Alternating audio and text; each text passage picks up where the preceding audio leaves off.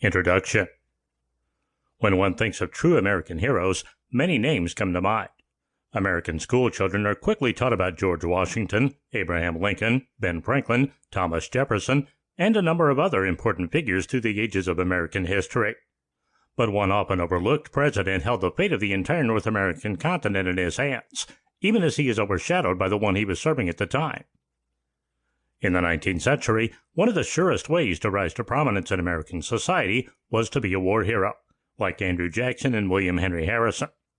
But few would have predicted such a destiny for Hiram Ulysses Grant, who had been a career soldier with little experience in combat and a failed businessman when the Civil War broke out in 1861. However, while all eyes were fixed on the Eastern Theater at places like Manassas, Richmond, the Shenandoah Valley, and Antietam, Grant went about a steady rise up the ranks through a series of successes in the West. His victory at Fort Donelson, in which his terms to the doomed Confederate garrison earned him the nickname Unconditional Surrender Grant, could be considered the first major Union victory of the war, and Grant's fame and rank only grew after that at battlefields like Shiloh and Vicksburg. Along the way, Grant nearly fell prey to military politics and the belief that he was at fault for the near defeat at Shiloh. But President Lincoln famously defended him, remarking, "I can't spare this man. He fights."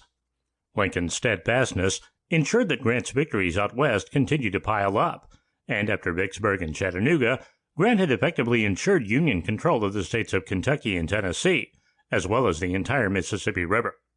At the beginning of 1864, Lincoln put him in charge of all federal armies, and he led the Army of the Potomac against Robert E. Lee in the Overland Campaign, the Siege of Petersburg, and famously, the surrender of the Army of Northern Virginia at Appomattox.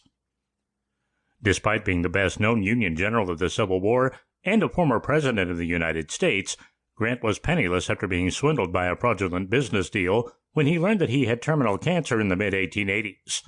Facing death, and with his family suffering financial difficulties, Grant set about writing personal memoirs that would not only secure his legacy, but also provide for his family. Grant finished his memoirs just a few days before his death, but he wrote what is almost universally considered to be the best memoirs of the Civil War and one of the best personal memoirs ever written. Grant's memoirs, published by Mark Twain, sold over 300,000 copies, earning the Grant family over $450,000. Twain promoted the book as the most remarkable work of its kind since the commentaries of Julius Caesar. Although Grant was instrumental in winning the war and eventually parlayed his fame into 2 terms in the White House, his legacy and accomplishments are still the subjects of heavy debate today.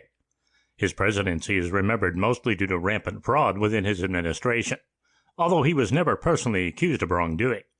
And even his victories in the Civil War have been countered by charges that he was a butcher. That said, without Ulysses S. Grant, it's possible the Confederacy may have won the Civil War.